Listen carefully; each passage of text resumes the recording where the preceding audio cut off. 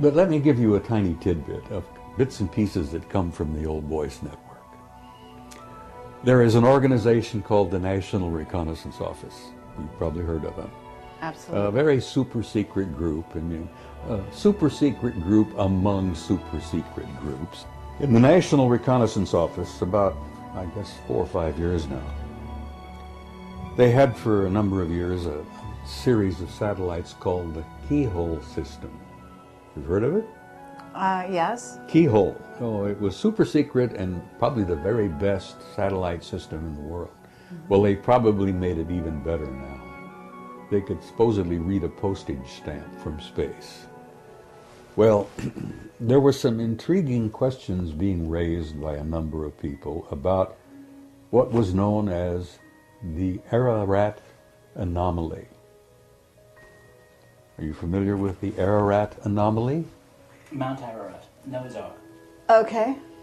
And so the guys in the NRO took their keyhole system and focused on the Ararat anomaly, which is, you know, a puzzle. Well, when the word got out, when the pictures finally were downloaded, and they computerized and enhanced them and cleaned them up, and they pushed them on the wall, or they broadcast them on the wall there at NRO. The remarks went something like this, and these are actual quotes. Jesus Christ, it's a goddamn boat. Christ, it's a big boat. Okay, one would say, why would something like that be so highly classified that it is way above top secret? Why would the discovery of a boat on Mount Ararat be classified so high, far above, you know, anything? Anyhow, the story comes out. The reason they classified it is because after they discovered that it was a goddamn boat, a big goddamn boat, they inserted a team of SEALs on the site. Now, that's a term that the military uses to put a bunch of guys on a scene. Right. Apparently they dropped them by aircraft, they parachuted down, a dozen of them or so. They inserted them onto the scene, and these guys spent several days in this goddamn boat. And then they extracted them by helicopters. And when they extracted them, the guys brought with them some anomalous artifacts, which have never been described or named.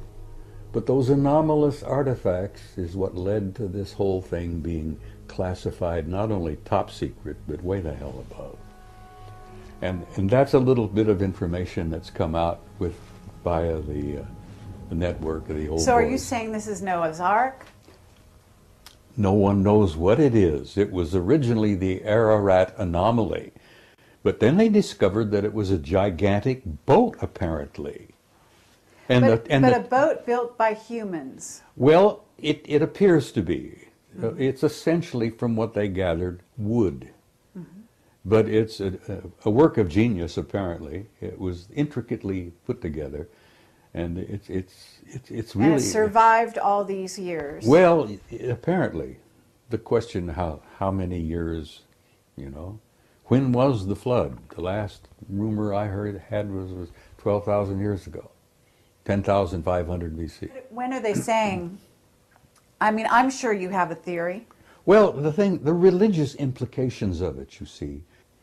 You know, every ancient culture on the planet has a similar tradition about a flood. Right. You know, they have classified Lake Vostok. They took it away from JPL, who was monitoring it, and, you know, with satellites and all. You're familiar with Lake Vostok in Antarctica? Oh, no. Oh, God, that's a sensitive story in itself. Under the ice in Antarctica, there is a freshwater lake deep, deep down under the ice that's 100 miles long, about 50 miles wide. Fresh water, The temperature in the damn lake is about 65 degrees, which is pleasant swimming, you might say.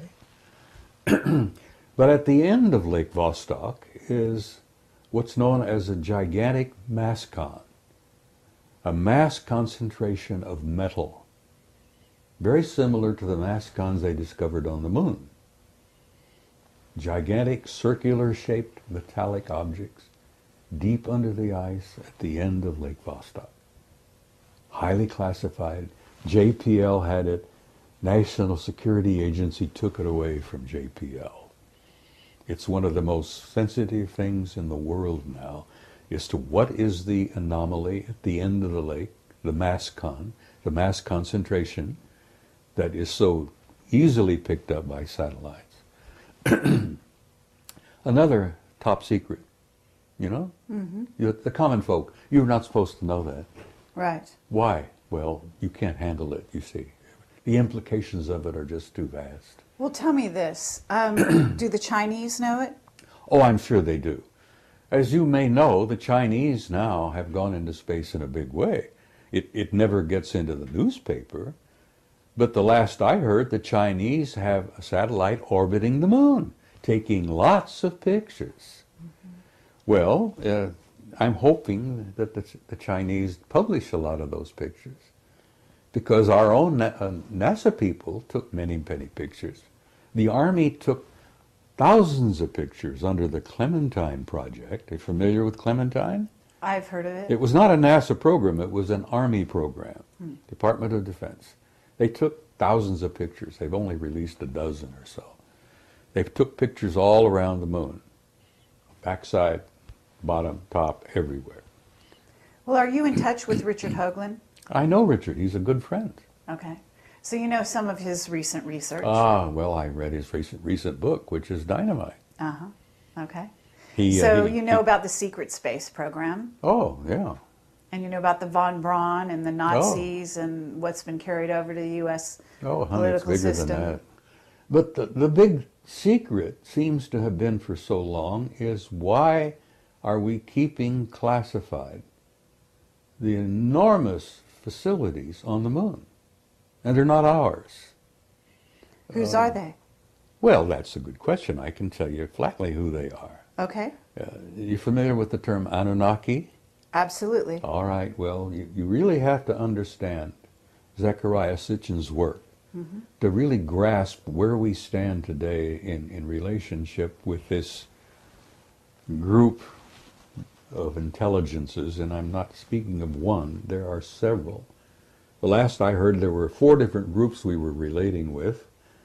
The Annunaki are one, and there are others. Okay, this is very interesting. Can you describe the Anunnaki that first of all, have you had exposure to them face to face? Me? Yeah. Yes, I've met some face to face. Okay. Now, whether they were the Annunaki, I don't know. Okay, well... The ones I've run face to face were typically human. Typically human. I mean, they could put on a suit, tie, a dress, blue jeans, T-shirt, Okay. walk in our midst, and you would never know. And they weren't 9 feet tall or higher? No, the ones I've met and the ones I've seen aboard the ships are not that big at all. They're just like us. Uh-huh. So we're dealing with 4 different groups that I've concluded, my own personal view. Okay. Yeah, you might talk to Jim Sparks and he might tell you there are 8 or 10 or a dozen more. I don't know. I can only tell you what little bit I've learned over the years. There are 4 different groups that I've encountered, and they're all humanoid. One group is completely human.